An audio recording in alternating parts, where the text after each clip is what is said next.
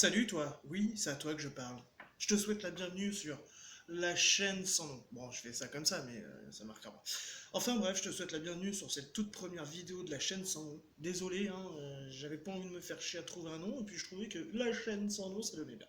Tu dois te demander à quoi va servir cette chaîne, quelles seront les vidéos. Eh ben, je sais même pas, moi-même, je fais ça au feeling, on verra.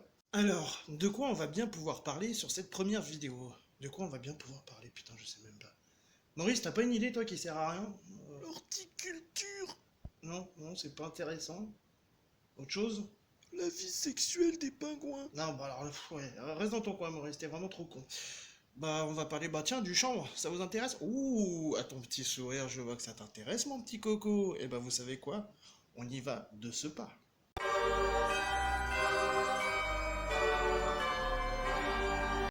Petite présentation du chanvre. Le chanvre fait partie de la famille des Canabaceae. Petit mot intelligent. Ça mange pas de pain, et puis bon, on peut bien se la péter de temps en temps. Il existe deux types de chanvre. Vous avez en premier le chanvre agricole qui est riche en fibres et pauvre en THC, qui lui sert à faire des cordes, des textiles.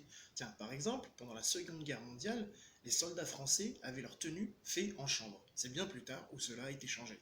Après, en second, vous avez le chanvre indien, qui lui est utilisé pour ses propriétés psychotropes. Bon, je vous fais pas de dessin, je pense que vous savez tous à quoi sert ce chanvre, hein. Vis-à-vis du chanvre indien, il en existe 4 phénotypes différents. Si vous ne savez pas ce que ça veut dire phénotype, il y a un truc qui s'appelle le petit Robert. Alors vous avez le chanvre cultivé ou sativa, le chanvre sauvage ou ruderalis, le chanvre afghan ou alganica et le chanvre indien ou indica. Le chanvre indica sert médicalement. Il peut servir pour les troubles du mouvement, les épilepsies, les diarrhées, enfin bref, plein de maladies différentes. Mais il faut savoir qu'il est surtout utilisé pour les malades en phase terminale. La petite présentation du chanvre est terminée, maintenant on va passer sur le chanvre dans l'histoire. Si vous aimez ma vidéo, n'hésitez pas à mettre un pouce bleu. Si vous aimez pas, n'hésitez pas à mettre l'autre pouce, mais ça, c'est triste, mais ça arrive. Si vous avez des idées de vidéos, si vous voulez me dire des commentaires, parce que tout commentaire est bon à prendre, qu'il soit bon ou mauvais, hein. Donc n'hésitez pas à le mettre en commentaire. Et si vous voulez voir mes prochaines vidéos, n'hésitez pas à vous abonner et à appuyer sur la petite cloche.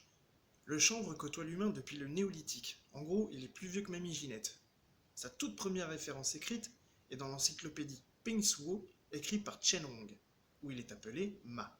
Jusqu'au XIXe siècle, le chanvre était utilisé comme papier. Il est même dit que la toute première Bible de Gutenberg aurait été imprimée sur des feuilles de chanvre. En 1964, le professeur et chimiste Raphaël Mechoulam et 50 autres chercheurs ont isolé et synthétisé la molécule du THC. Maintenant, parlons de l'usage spirituel et religieux du chanvre. Dans l'hindouisme, il est associé à la déesse Shiva. Le bang Non, je t'arrête, c'est pas le truc où tu... Non, non, c'est une boisson. Eh ben, cette boisson est offerte à Shiva lors du festival Maha Shivatari. Santé, je viens de me faire un petit thé, juste 2 secondes. Oh, magnifique. Bon, continuons. Dans le bouddhisme, il est spécialement prévu pour le tantra Mahakala à des fins médicales. Dans la mythologie nordique, il est associé à Phrygia, la déesse de l'amour. Dans l'ancien Israël, il est mentionné 5 fois dans la Bible hébraïque. Pour finir ce petit côté spirituel et religion, on va finir avec le mouvement Rastafari. Le chanvre est utilisé à leur culte pour le roi Haile Sélassié, premier d'Éthiopie, et aussi pour la méditation. Maintenant, quelques petits chiffres. Vu que je suis une vraie en maths, pour tout ce qui est retenir chiffres, quotient, machin, cosinus, face d'anus, tout ça, je les ai notés, et puis je vais vous en lire quelques-uns. Alors, la France est quand même le troisième producteur de chanvre après la Chine et le Canada. Voilà. 66 millions, c'est la consommation annuelle de cannabis dans le monde. 70 millions de consommateurs en Europe. Il y a 1,4 million qui fument au moins 10 fois dans le mois du cannabis en France. Dernier petit chiffre, le cannabis pourrait représenter 1,5 milliard d'euros de chiffre d'affaires en France. Ça laisse songeur quand même un petit peu.